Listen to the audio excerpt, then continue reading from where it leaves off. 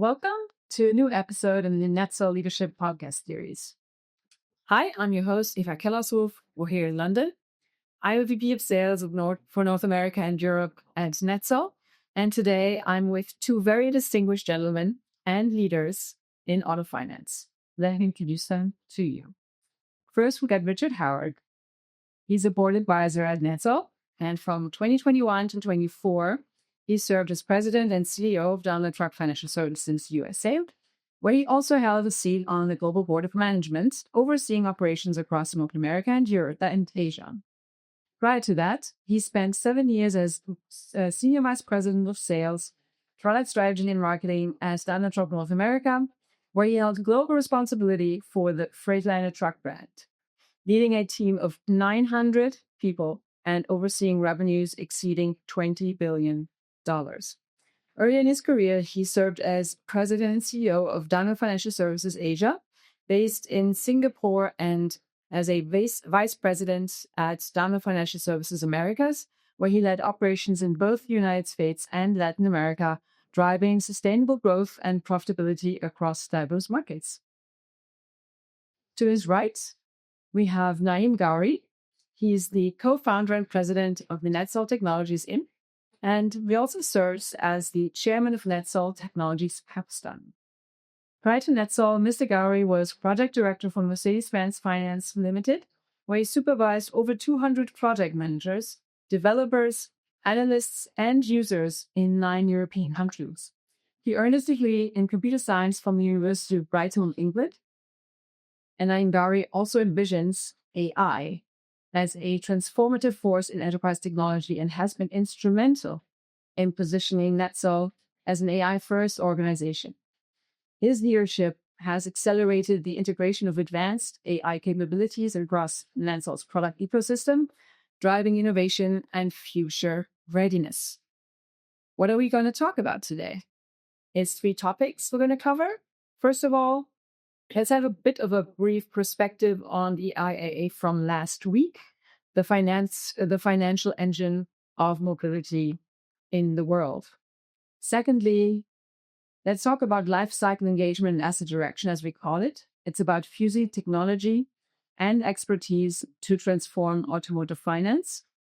And the third topic is going to be the automotive C-suite's next frontier, new business models, data, and the value chain of tomorrow.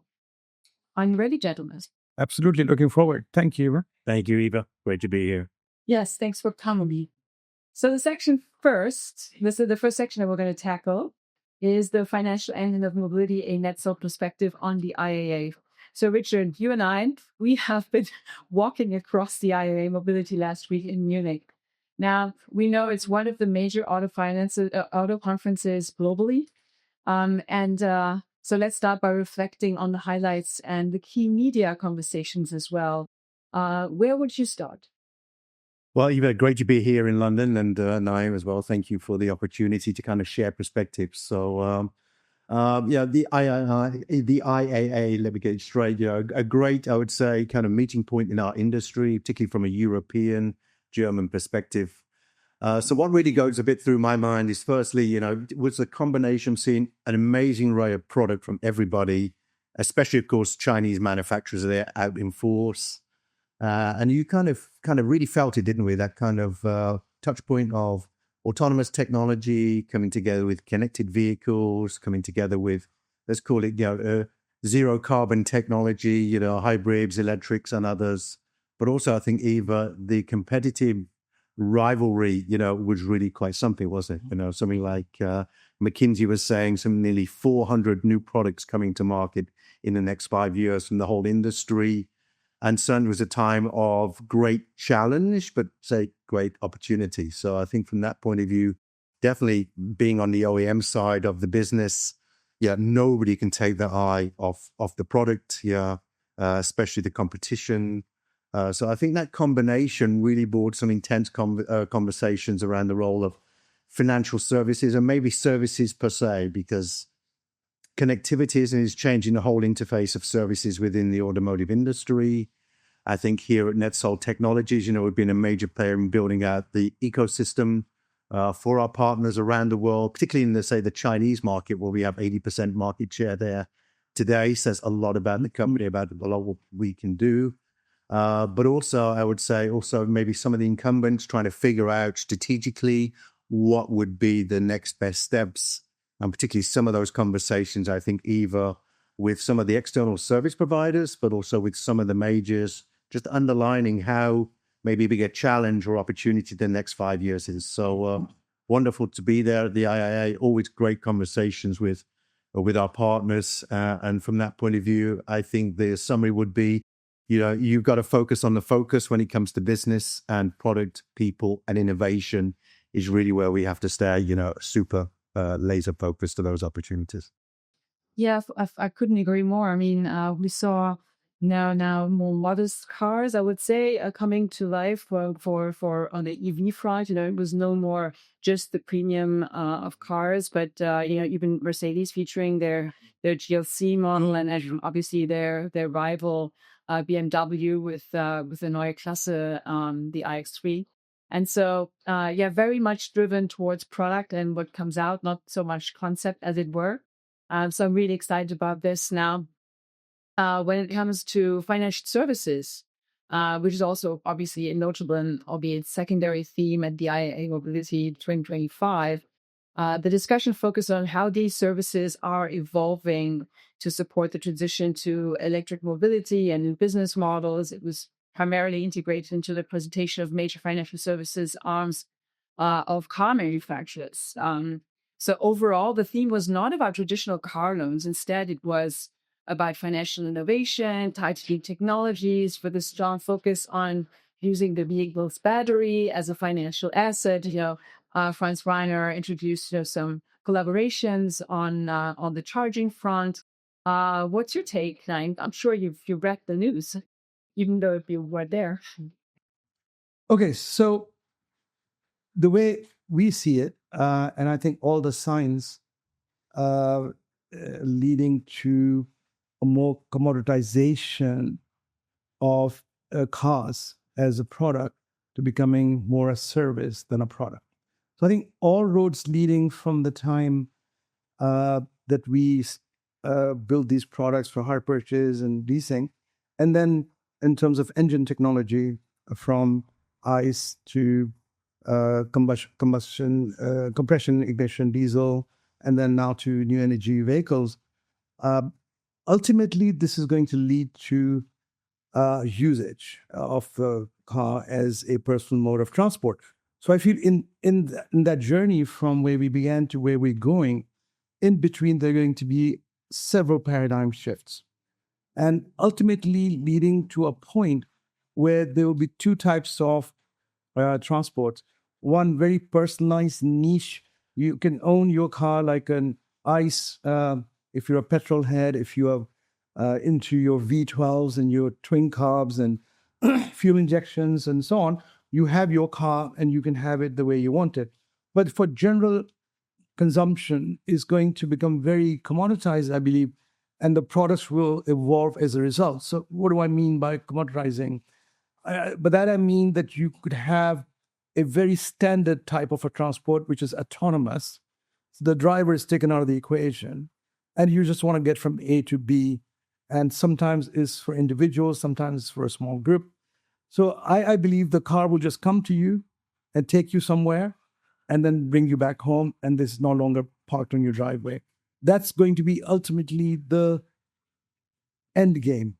That's where all the big rideshare companies have been imagining. The day they become completely viable is the day they don't need the driver, because driver is the friction point in the entire ecosystem. Right, and Uber announced its autonomous services to Munich by 2026. So if you can just imagine the day Uber can send you a car without a driver, how this changes the paradigm completely, right? No sick days, no holidays, no 8-hour shifts, no sick leave, none of that will play a part anymore. So obviously this changes how people will make a living out of Uber.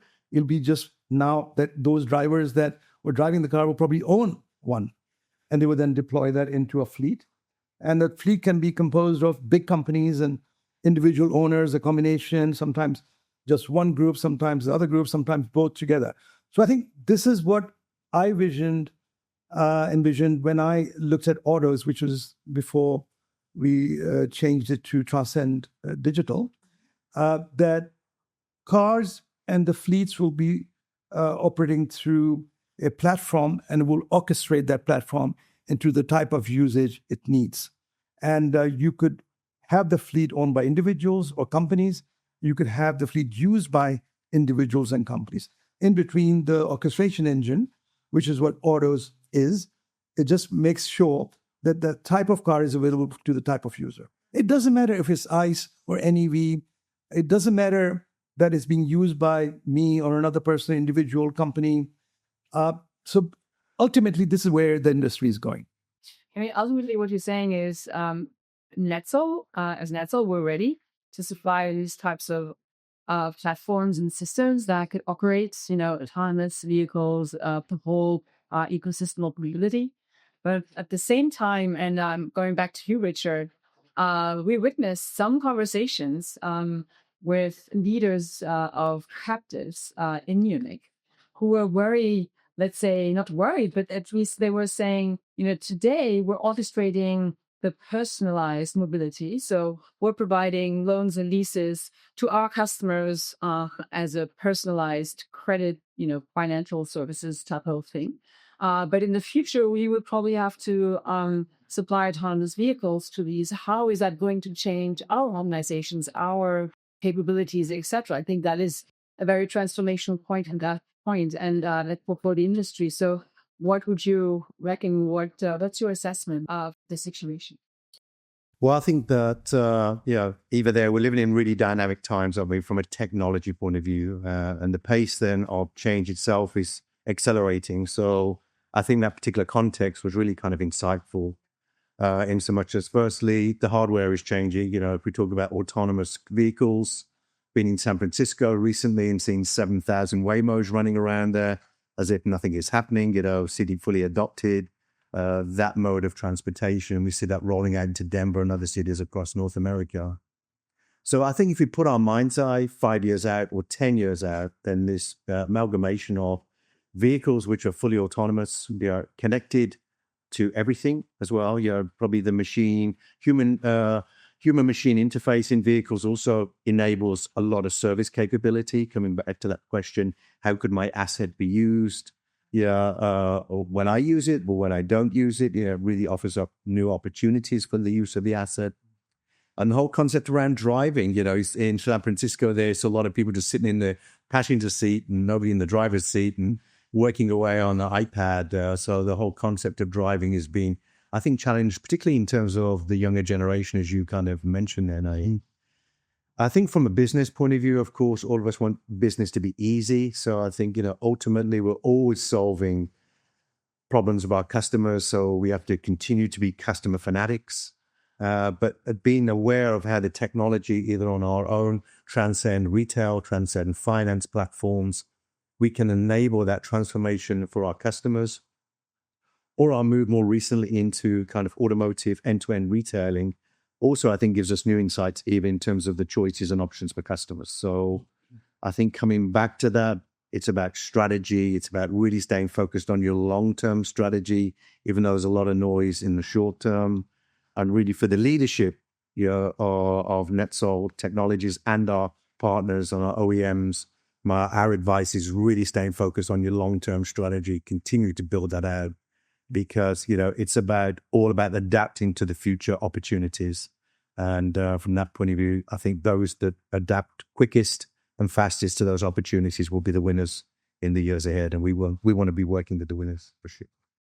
So just, Richard, exactly what you said about leadership has to find relevance along the roadmap that gets you to the end game, whatever the end game is.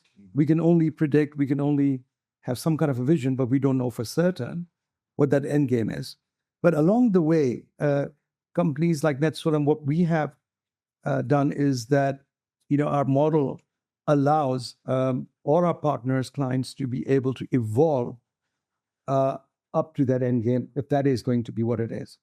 Along the way, there will be shifts, there'll be changes, there'll be storms, there will be pivots, but you certainly have to have some type of a blueprint on where the industry is going. So from our perspective, the products that we have built are helping our clients even today in having that futuristic journey in mind. So that today, if you start with, let's just say digital retail is the beginning of the journey where you allow a consumer to be able to choose a car. You have a choice to buy that car from any part of the country. It doesn't matter who has inventory. So from that point to then offer them a number of products, whether it's coming through financial services or the OEM decide to be able to sell those financial products also. And then continue on that journey and then be able to mix fleets and dealers and all types of providers of inventory to be able to allow the consumer more choice and be able to transact, through minimum amount of friction as possible, have seamless journey to the end point where they get the car and they use it the way they want to. But along the way, what I see happening, Richard, is that, the models are going to change and evolve. Subscription has been talked about in so many different flavors, right? And we've been talking about it for 25, 30 years. But I see what's happening is that there is no less appetite from people who are risk averse to keep trying, and they keep trying, and there will eventually be a model where subscription starts to make financial sense. The companies that have tried and didn't work, they probably got one thing wrong or two things wrong, but eventually they gave up. But I believe the new models that are emerging with autonomous vehicles, when ownership is not important at all, neither for the fleet owners or the individual owners, when ownership is really just a utility of allowing the use of the car, and you write it down to zero in 5 years, then there's no worry about RVs because you've already predicted it to be zero in 5 years and you got so much use out of it.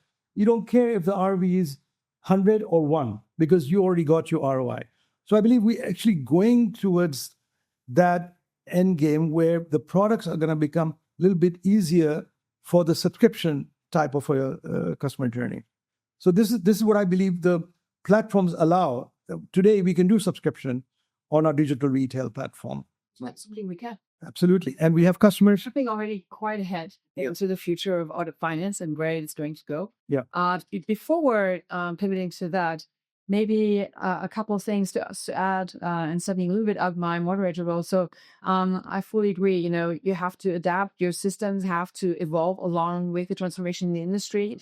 But it's as our ecosystem partners, we also want to include, changing battery systems, changing data in infusions that we have to consider as well. So all of the key players in the industry might also change, so that ecosystem thought has to evolve. And I think that's really important from any, the captive's point of view or an OEM's point of view, because we're partnering today with, not only the captives, but we're partnering with the OEMs, we're partnering with dealers. So we have all of these three perspectives kind of embraced over time.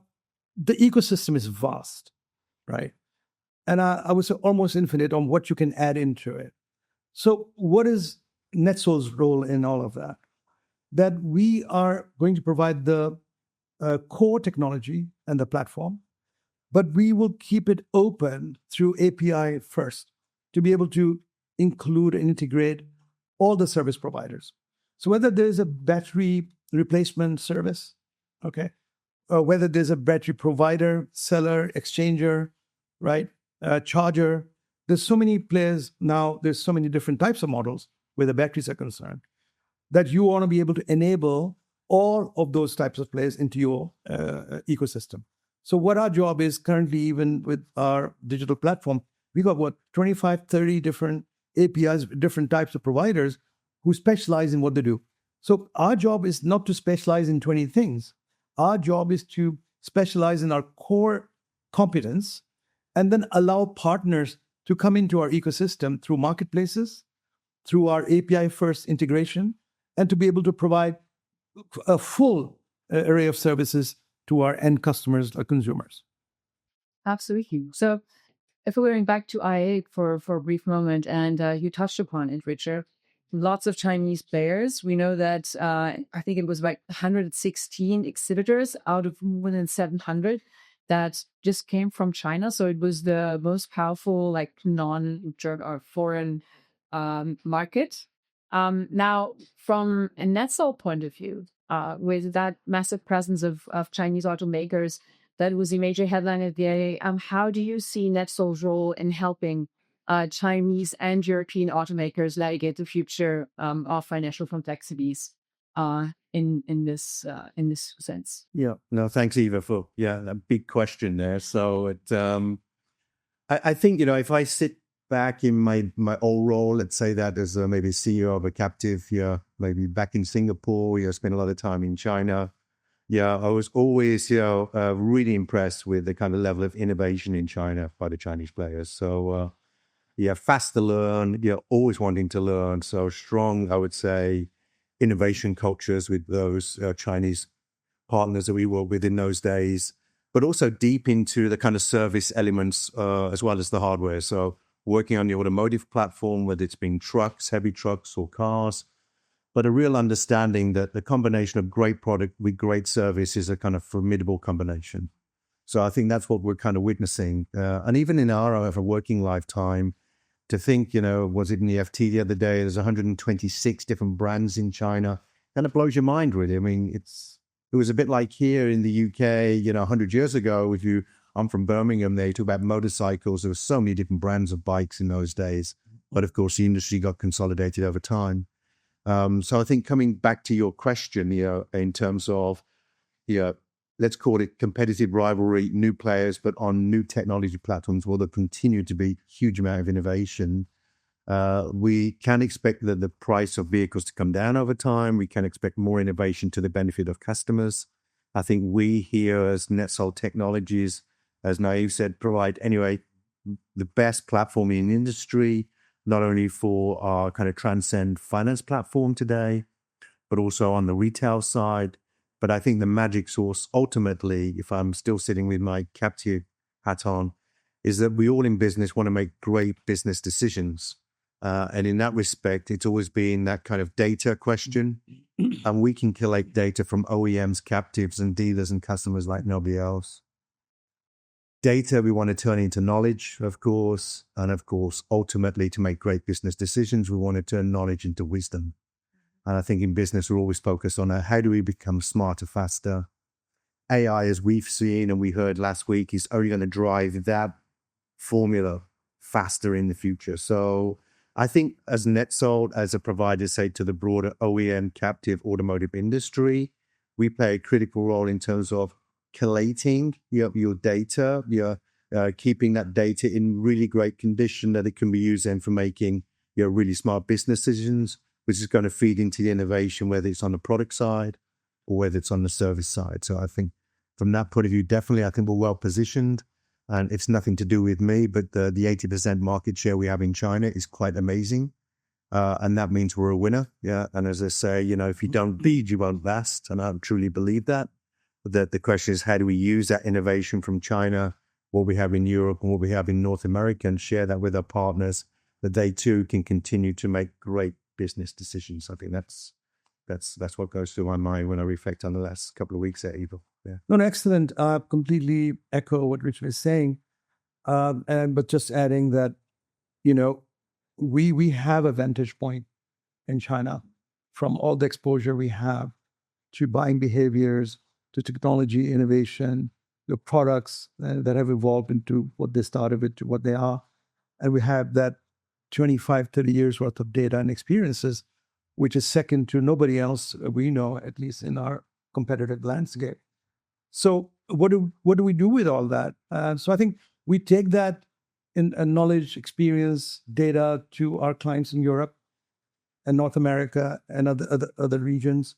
And we say to them, look, we are coming from the most aggressive and challenging market globally, which is China.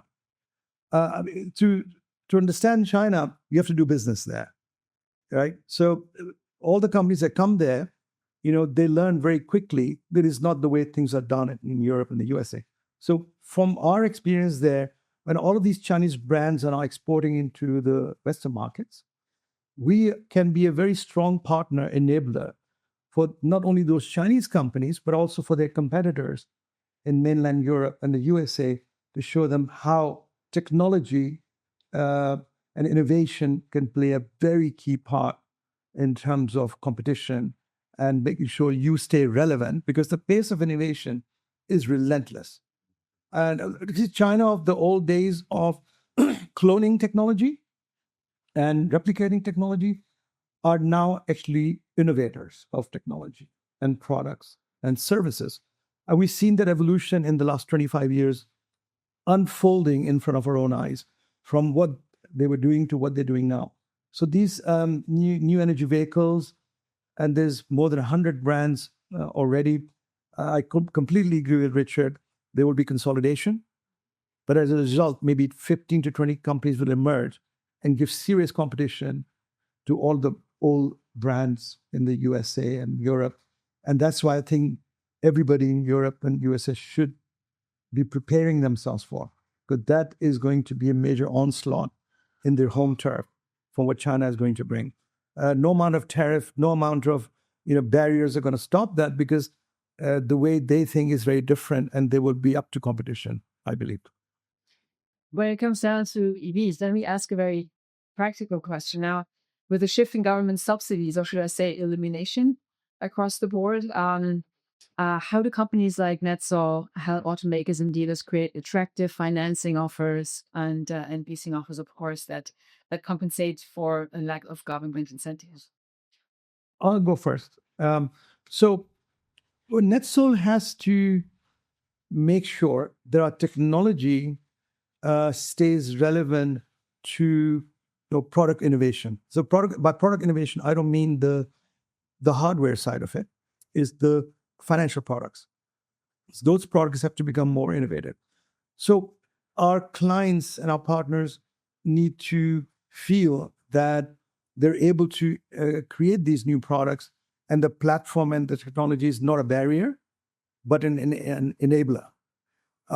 So we are probably the only company globally that can do just about any type of a product that you would need, whether it's legacy type of a product or new products that are emerging.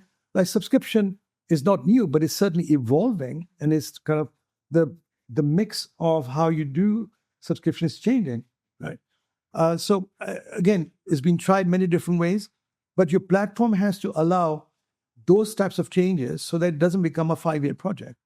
So we are able to offer out-of-the-box solutions to new innovative products, financial products, that have to stay in pace with the changes in, what is the engine technology. It should not be the barrier, it should be the enabler. Eva, I think, what goes a bit through my thoughts there. Firstly, we can't replace government subsidies, so that's okay. That's reality for everybody. But we can do a better job than all of our competitors. So I think from that point of view, ease of doing business remains ultimately central to be better than our competitors. I think, as Naeem mentioned, the modularization of our platform, I think, enables captives or banks to actually basically configure our system in the most cost-effective and efficient way for their business. I think that's a huge USP for us. I still believe we're the best implementation partner out there in the industry. That's just my personal experience. But we did that, Naeem, in 12 markets. That was not many people can do that. It's a real organizational skill set, I would say. Timing on budget, Taz? Say those words too. But Please keep adding. Never easy, the great partnership and all those things that make excellent project execution of that. But I think what's really the key, from a product side or a services side, is this innovation, listening carefully to our customers, not to respond, but to understand, what do they want? We all want things to be easier, faster. And ultimately, the more friction we can take out of that process, either from a client point of view, from a customer or a brand partner point of view, the better. So I think we're on it. We're doing those things. The thing is, don't slow down. Keep running, keep doing that. And I think that will take us to the future and where we need to be. Yeah, maybe you just already answered my questions, but I wanted to conclude with that one question in our first section, which is if you could give a piece of advice to a traditional auto finance company based on what you saw at the IAA, what would it be? Well, it's a leadership kind of question. So I think we were there walking down those streets of Munich because the show was outside and inside. And I think even though it was 2025, what we saw in our eyes was 2030. I think already the industry, not everybody, but definitely some, and some major players too, are already envisioning and showing the future. Yeah. So I think as a leader, you need your mindset fully focused on 2030 and beyond. Yes, we all love change until it affects us personally. So from a leadership point of view, you got to take your organization with you to the future. So that's about the strong vision perspective here. But there's going to be huge and in fact bigger opportunities in the future than today. And we did some work back in the US, I would say 3 or 4 years ago, working with our dealers, and we analyzed the current business model and the setup today. We looked at the future, fully electric. And we asked our dealers at that time, where do you think most money is generated? Of course, there was definitely a bias to status quo, but the reality is there are a lot more opportunities in the future business model than the existing one. So I think, yes, change is difficult and hard, but yeah, the winners find their way through that with clear vision, great teamwork, and lots of passion and dedication. And those players that are around in 2030, 2035 will be making greater success than those today. So definitely it's all still to play for. And let's go and do it. Yeah. Let's go. Well, I think, again, I totally agree, Richard, on leadership. But from a technology provider perspective, we have different questions to answer as opposed to an OEM or a finance company. And literally, we are, together within the main group at the different levels, like middle management to the top tier management, constantly thinking about how do we reinvent ourselves literally every year. And this will never stop. And the changes are relentless. And so we look at all of this as an opportunity. Again, leadership, what is the role? A role is really to see adversities and opportunities coming your way, and you act upon them before they both hit you, right? I mean, again, if you see storm clouds or a perfect storm coming, you got to make adjustments before that hits you.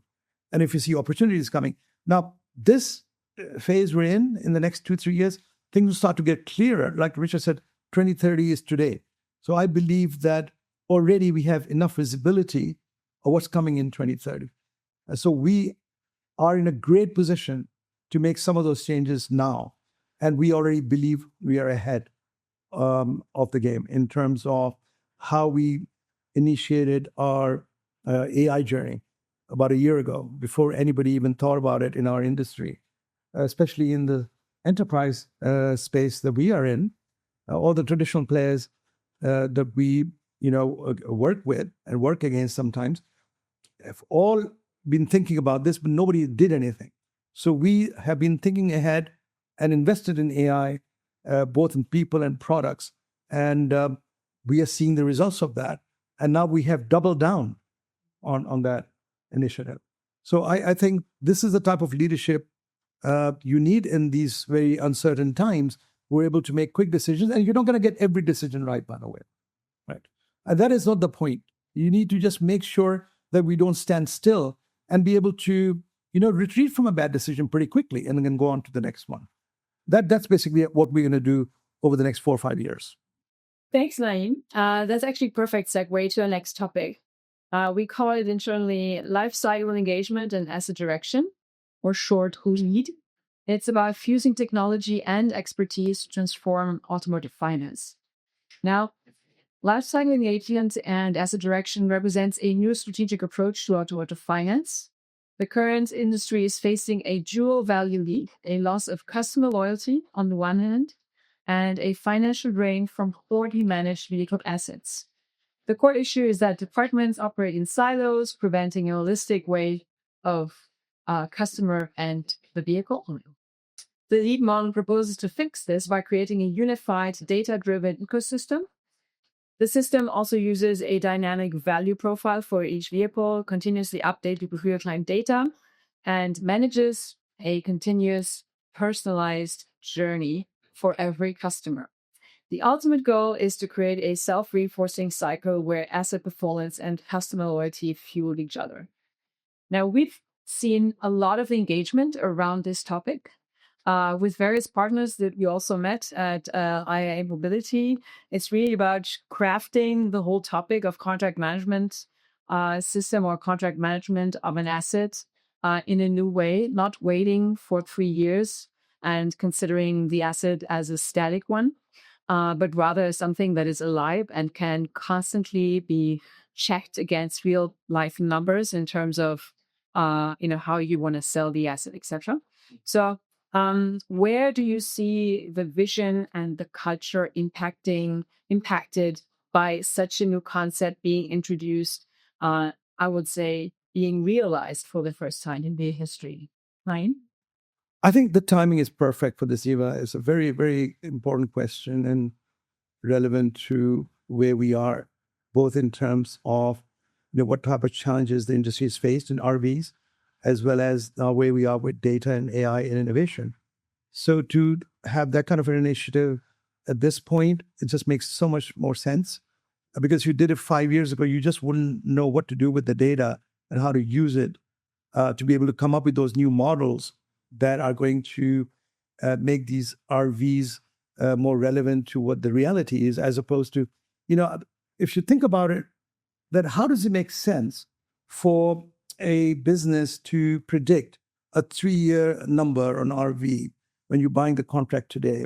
So you have no idea of what is the market going to be like in 3 years. So therefore, as you're playing a little bit of a game of blackjack, you don't know what is in store in the next 3 years, and the value can go up and down. And then either you're nursing a loss or you're looking at a gain, like, okay, just by coincidence or luck. So I believe with the data that we have available, we can do something pretty magical.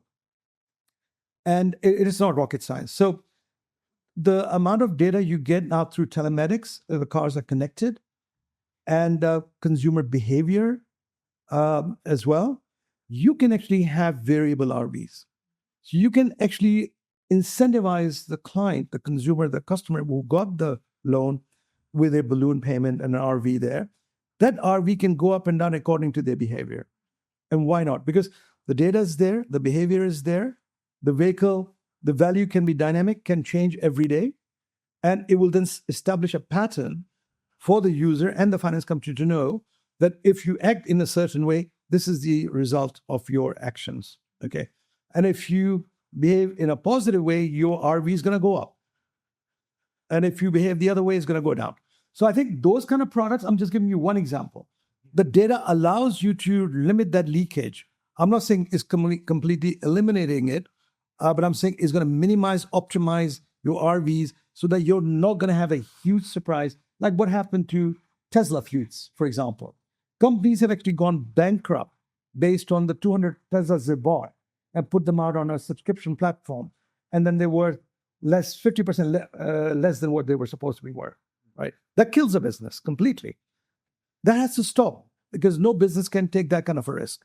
And today we have the data, the technology, the know-how to be able to address not just this problem, many other types of problems that are within the ecosystem.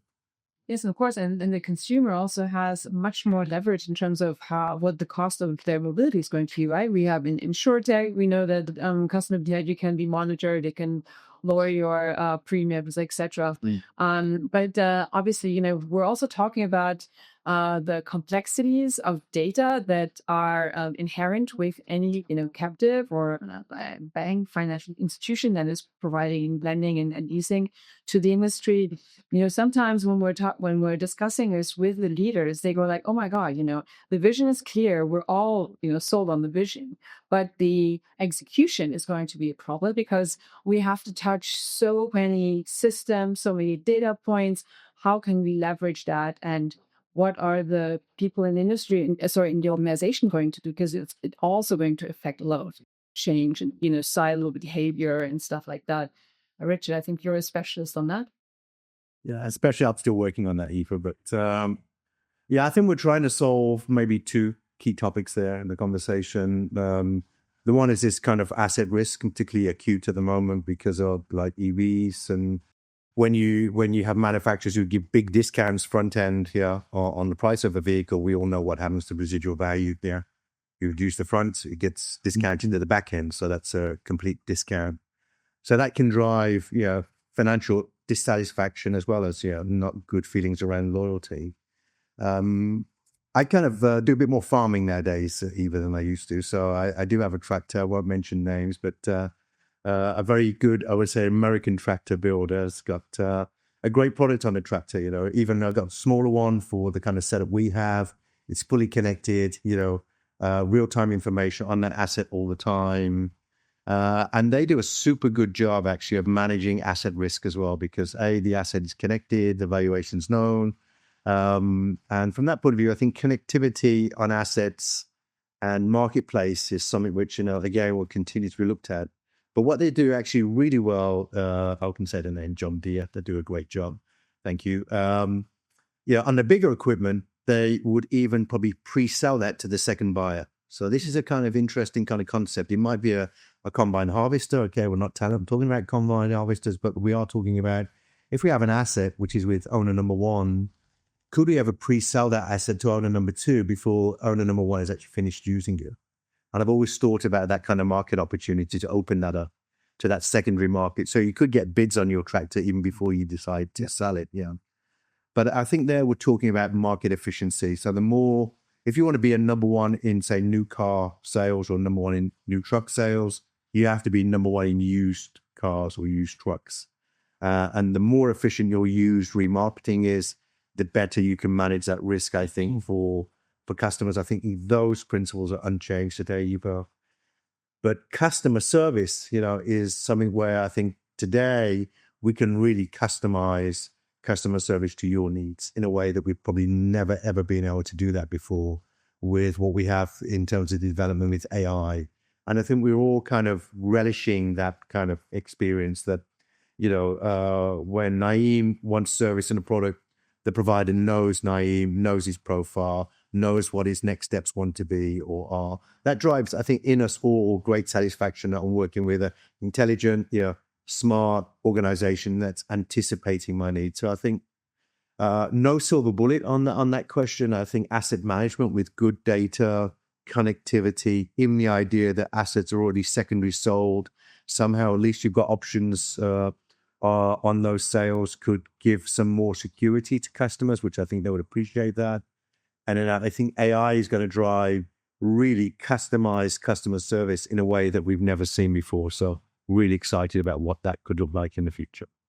There's a high level of individualization, right? And call it hyper-personalization. So individually, we're going to look at every customer, their record, potentially even look at their social activities, media, etc., and then better understand what their needs are going to be, right? And not wait until the 3-year cycle is over. Yeah. And potentially reach out much earlier to break that loyalty leak.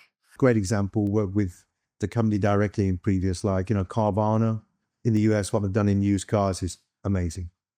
I think what they've done in terms of AI approach, also go and check it out. It's called their CARE program.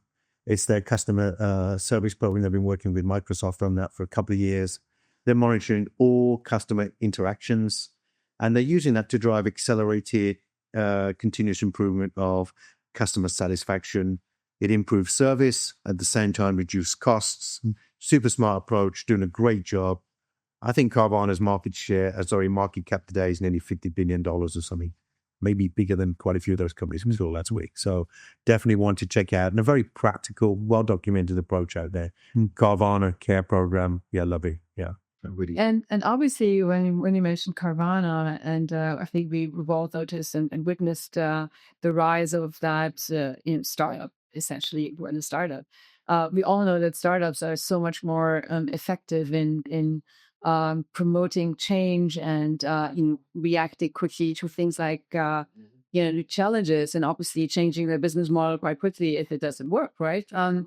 So I think from a leadership point of view, when we talk about now monetizing assets in life, using this kind of lead model, etc., like what are the significant like mindset shifts for sales and financing teams that we need to address? And even if you were in a more traditional organization, what would you recommend doing?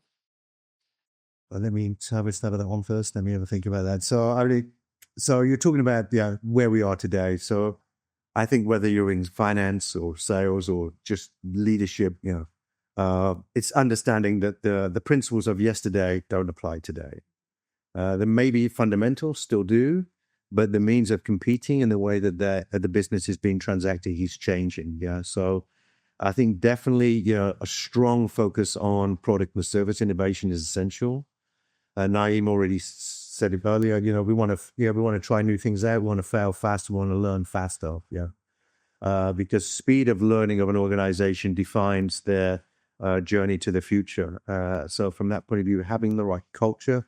There was a great article in the FT the other day about startups there in the AI space there in I think San Francisco. It says no fun, no drinking, no sleep. They work all the time. It was really a great article around the culture needed really to drive an organization at speed. I'm not saying we should do that, but in all organizations. But I think, when you have a team which is driving the frontier of a business change, then, you're only as fast as your competitors. So definitely speed to market. But often I found that we didn't dedicate enough of our resources in our organization to the innovation process itself. Yeah. So when you ask a question in maybe a town hall, who's in the innovation team? Well, everybody's hand should go. We're all in the innovation team. Yeah. Because innovation is all about a mindset and a way of thinking. So I think this coming back to your leadership question, I think if we talk about mindset, we should first think about mind shift. And as a leader, I think we are challenged in these days, if you call it a polycrisis, lots of things happening at the same time. We've got to shift your mind, then set your mind. Of course, supporting our people with a clear vision and driving that and supporting them each and every day. I think that's leadership 101. But as a leader, to keep yourself kind of really plugged into the frontier of your industry is super important when so many of the major pieces are actually changing simultaneously. So keeping a clear view on that. Yes, it's changing. You have to adapt. But I think that's really important from a leadership point of view. We see it, every day in our mix of clients, who are the ones from a leadership perspective, who are leading from the front in terms of change and innovation, and who are the ones who are just waiting to see that those that are innovating are going to fail, and then they can probably not do the things that they were doing, or see them succeed and then follow. So first mover advantage, even second mover advantage. I believe leadership has to decide they want to be first, second, or last. The reason why the auto space, in the Western world markets has not innovated fast enough is because of that risk awareness. And I believe that some of the companies we deal with, even within Europe and USA, they're definitely more of risk takers and innovations than some of the other peer group are. But we find that appetite to be much healthier in Asia. We believe companies, willing to take more risks in Asia than they do in the more traditional mature markets. I don't know whether it's a mindset, whether it's just that, they feel that they want to be impactful in every way, not just, create businesses and profitability, but also be ahead of the curve. And that's the mindset that should exist more in the Western markets, and then where we deal in China and even Malaysia, Indonesia, Korea. Some of those markets are innovating faster than we find over in Europe and USA.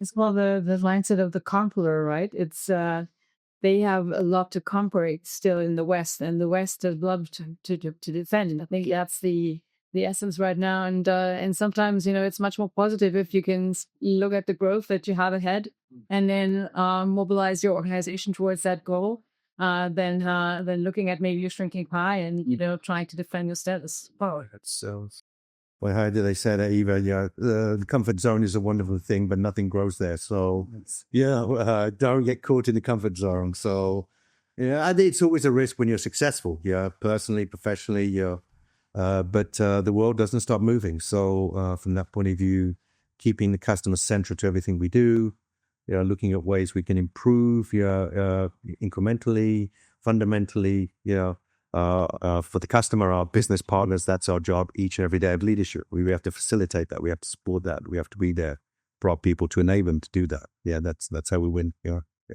Very good, Richard. So let me segue then to the next one, which is exactly the question of the future. So something we call the automotive C-suite next frontier. So talking about new business models, I know you cut into it at the very beginning already. Obviously, data, AI, and the new value chain of tomorrow. So maybe let's start with the topic that you previously mentioned: subscriptions, new mobility service, mobility as a service revolution. I think just to lead into it, we've seen quite a bit of a transformation going through this entire segment. Personally, I think the idea, the concept is still very, very true. I mean, it's around flexibility, making it all about the customer and their needs and so on and so forth. Maybe it was just the execution that wasn't there, maybe operations got in the way. Maybe, what's your take? Where are we right now? And what's the future for this particular product? From what I've seen, Eva, over the last couple of decades at least, that the vision has always been there to create more innovative products, get away from just a traditional hire purchase or leasing, subscription, car share, peer-to-peer. That kind of model has been there a while, and I think more niche than mainstream. We lacked a lot of different components for it to be completely successful. Sometimes it was just the mindset. Sometimes it was just the product in terms of its completeness, of whether they covered every aspect of it. And I'll give you one example of some of the subscription concepts that fail, so that in the future, how we can avoid it is that, for a subscription company, it's quite a challenge to own the asset as well, because it's a different discipline to manage the asset as opposed to manage the business and its subscription revenue, and how you deal with that asset over its lifespan. And some of the companies that have failed, you might have some knowledge of that as well. I might. Yeah, who actually end up owning the asset and selling the asset. So they became more like, when the asset was on subscription, they owned it. When it was off subscription, they sold it. And I think that is full of friction and full of value dilution. And I think over time, different businesses have learned that model is not going to work. But I think at that time, probably the data was not being used in the best possible way in terms of what you can learn from it. Data was used more like, okay, the legacy data or customer data, and some of the behavior was being captured. But the vehicle data, the connectivity of the vehicle, and the behavior of the consumer, I think that all was not there at that time. So today, what we see is that those models will evolve into becoming subscription in a way that how the insurance industry, how some of the streaming platforms have worked through subscription, as opposed to owning or renting DVDs, as opposed to paying for it monthly.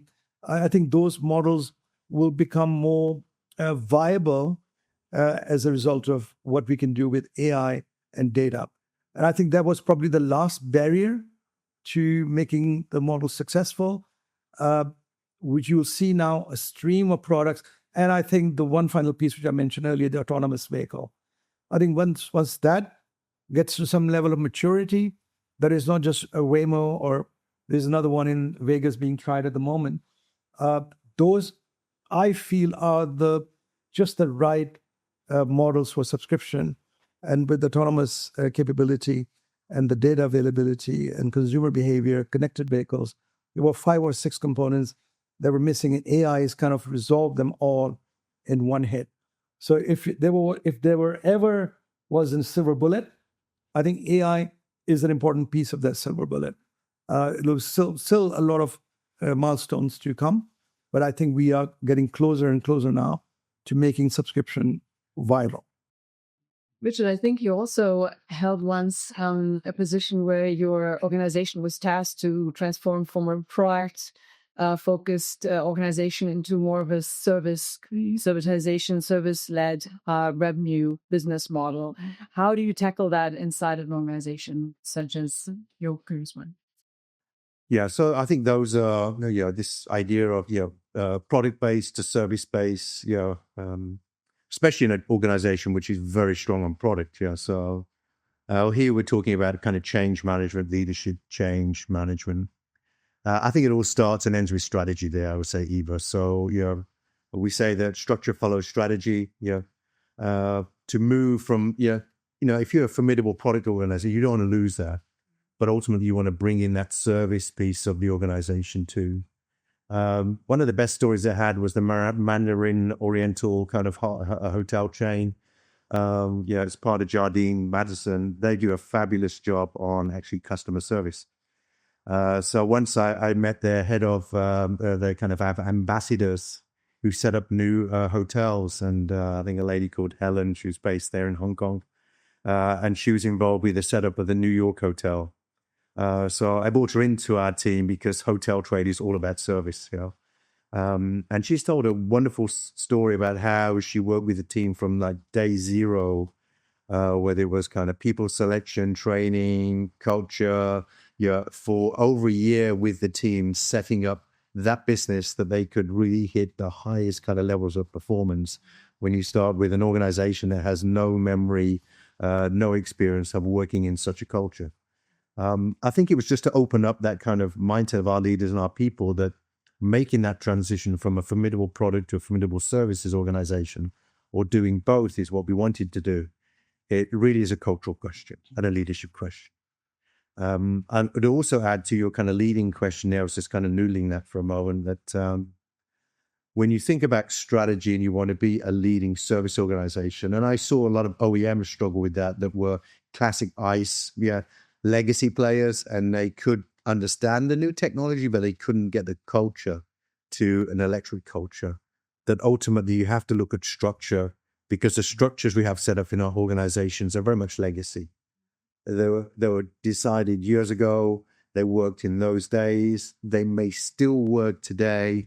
I would argue maybe not. Yeah. So often I think as leaders, it's toughest job in leadership, restructuring, setting up the business for the future, but I think very necessary in these days of significant change.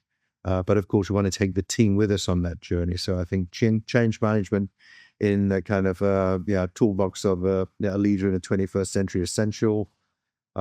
Change is not easy for sure, but developing a culture with a formidable product is an amazing approach. And I would say Helen back then at the Mandarin Oriental, I think they still do a fabulous job from the culture, and they work on that every day and in all locations 24/7. So those were some lessons along the way. I know those we were there, but a couple of interesting men. Very good. I think in that context, let me touch upon software-defined vehicles, connected driving, data monetization, also leading to this kind of new revenue stream. So why is it current? The connected vehicle market is expected to grow significantly, reaching an estimated value of $84 billion in 2025. This growth is fueled by demand for services like predictive maintenance, usage-based insurance, and in-vehicle commerce. So again, we're talking about bundled products, not ownership products in that sense. So from a leadership angle, Naeem, how do you build a strategy to monetize data generated by a vehicle, navigating the complexities of data privacy regulations? I think we have that also as a as a special division in our organization, and consumer trust. What type of partnerships with tech companies are essential to creating robust connected vehicle ecosystems and in-car payment solutions? How do you achieve to move beyond the traditional revenue model of vehicle sales to that service-based approach? Apart from the Mandarin Oriental case there. But Naeem, what's your take? Look, again, we're in the golden age of, data monetization. There's never been a time better than today to monetize your data, whether it's your personal consumer data or the industry data, or business to business data, consumer to business, consumer to consumer. There's all types of data available now, and I think there's some questions still to be answered on, what are the privacy concerns around making that data available for what type of use cases. This is going to evolve, Eva, because we have to kind of balance the opportunity of monetizing the data against the privacy of that data. Because I think let's not forget, there is a very important privacy element to consumer behavior, and some things should never be public or should be trained on, at least without anonymizing them. And I think that is where we are looking at the regulators, who are going to take this up. I mean, in the EU, they already have an AI, policy regulation. I think it's still a work in progress in Asia. It's a bit more of a wild, wild west, ironically, in Asia. And then, in the US, again, the current establishment, still hasn't figured out what to do with this. So it is a moving goalpost. But from a technology perspective, there's no limit to what we can do with this data, given the guardrails and the parameters that will be actually eventually defined. In our internal labs, the work that we do in our AI lab, the ideation that we do, and the product, the POCs that we're creating, it's mind-boggling what we can do with that data. We literally can create any kind of a use case that a client wants. And it depends a lot on the client, because majority of the data is owned by the client, because it's a customer-consumer relationship, client and company-consumer relationship, right? So that data is off limits to us as a tech company. But we do get it anonymized for some training and testing and so on. But whatever limited data we do get, we are putting it to use for many, many different use cases. And some of them we have already put into production, and some we will. Now, where your questions are relevant to user-based, usage-based, models, whether it's insurance or subscription, I think these, where car ownership is concerned, are not as well established yet. But on insurance, they are. As you know, with auto use, there are UBI models out there. But also in health insurance, there is a company called Vitality. I don't know if you know of that company. They give you a wearable, and it monitors your health, and you have to feed data into it. Some of it is on your behavior, it picks up anyway. Some you have to feed in, and that determines your premium every month. So that is such a great idea. And why can't it be on your behavior, on your driving? Even insurance, how much you pay for the use of the car can also be determined by your behavior, not just insurance part of it, but also the subscription part of it. So we believe eventually we have the the technology and the data to be able to have variable subscription models as well. So for some people, it's $10 a month. For some, it's $100 a month. Depends on how you use the car. So again, this is just the beginning of how we utilize the data. Is the N number of use cases that we can create and that we're building internally in our lab at the moment. I think when you mentioned AI and of course, the use of PII data, and so we should probably also mention that not only do we have an AI lab in itself, but we also have a head of regulation and compliance that really looks very carefully after how we're using data that we're compliant with, GDPR and other comparative regulation around the world, correct? Well, thank you for adding that. We're operating in every region in the world. No, thank you for adding that in, because governance is very important. When you start in the AI journey, you start with zero governance, and then you have to keep adding layers of it as you grow and as you put more of your use case out for consumer public use and so on. So that is definitely a very important component. Now, let me maybe create a full circle at the very end with the next topic, which is the rise of used car and finance. So we've been at the IAA. We saw like even the base models are now somewhere starting around 80,000 euros. He's from some premium manufacturers, and obviously Chinese might offer different price points there, and of course we have a couple of ICE vehicles sprinkled in there as well. But obviously, customers are looking for affordability in the end, and so a used car can be financed. And here in the UK, we have a civil model that already are using those now. So if we're looking at used car finance as one of the engines for continued growth in that sense, with a projected compound annual growth rate of 50% from 2023 to 2030, this trend reflects a shift in consumer interest towards cost-effective options amidst economic uncertainty and high vehicle prices. Now, from a leadership angle, what is the strategic importance of the used vehicle segment for a captive finance company? How do you lead your teams to innovate in a market traditionally seen as less profitable? And I remember a time when the people who were leading the used car business were kind of like not necessarily the high potentials in an organization as well. And so how is a company's ability to maximize the value of its used assets through CPO programs, etc., impact its ability to fund new car incentives? Okay. Maybe I'd kind of take that one lead, Eva. So I'd answer it first in a kind of broader question of used assets in Freightliner. I think is a great example. So, Freightliner in the US, over the 8 years over there, we sold over 1 million heavy trucks in the North American market. Clear view on undisputed market leader on new trucks. Wanted a market share of over 40%. On the Class 8s, we did more than that. But central to that kind of new truck strategy was the used truck strategy. Like I said before, you can't be number one in new trucks unless you're number one in used trucks.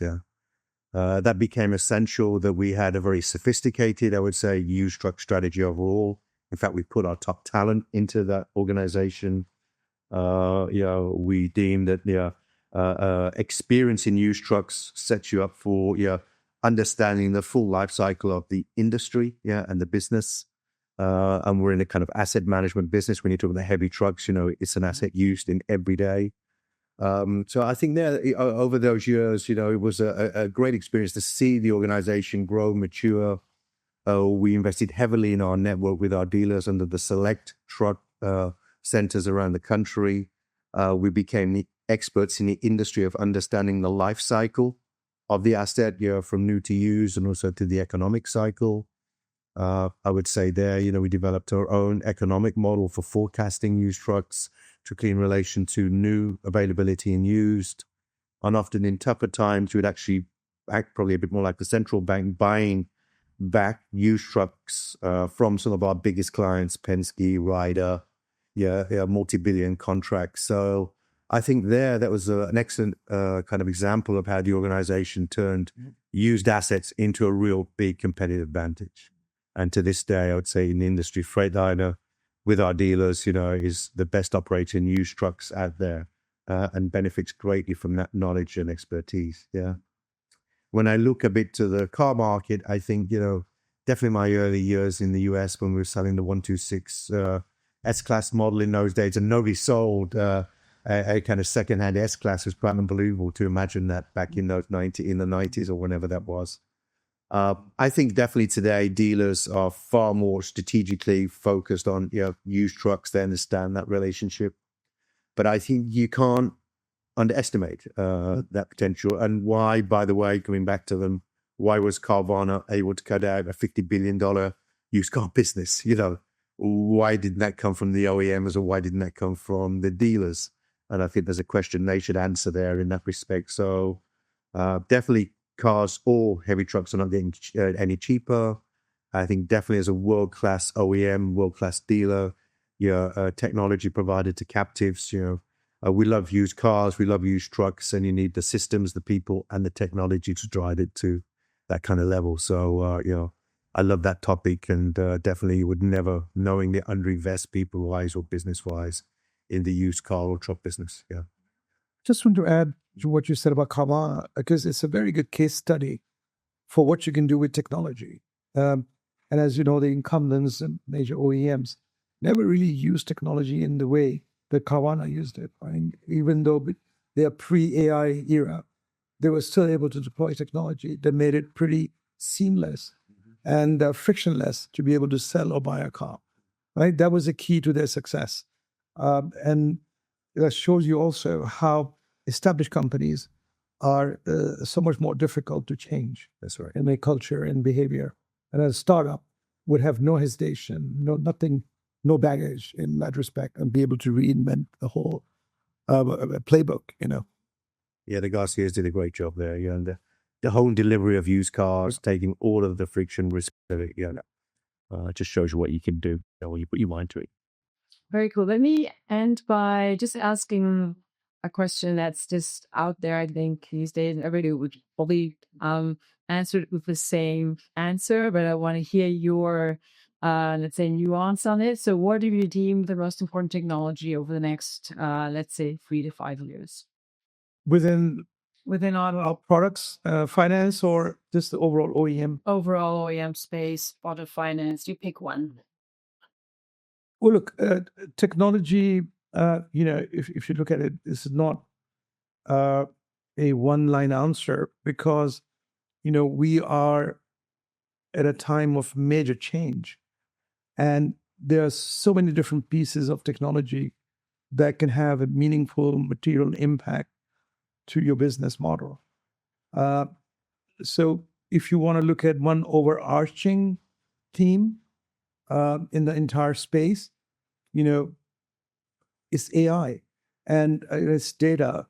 And within that mix is business process. So if you combine the three, this is the secret sauce, the magic sauce, which will create new financial models, new ways of deploying, technology for marketing, selling, financing, building engines, and all of those come together when you have so much access to data and what you can do with that data. So I believe the most defining piece of technology that we are now looking at shaping the next 15, 20, 30 years, literally, is AI.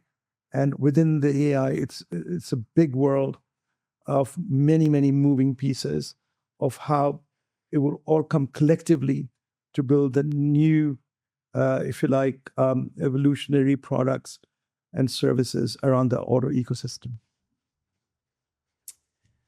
Well, there you've got the answer. But I would answer it a different way to complement what Naeem says. I think you have to make sure your leadership, your people, and your culture are AI enabled.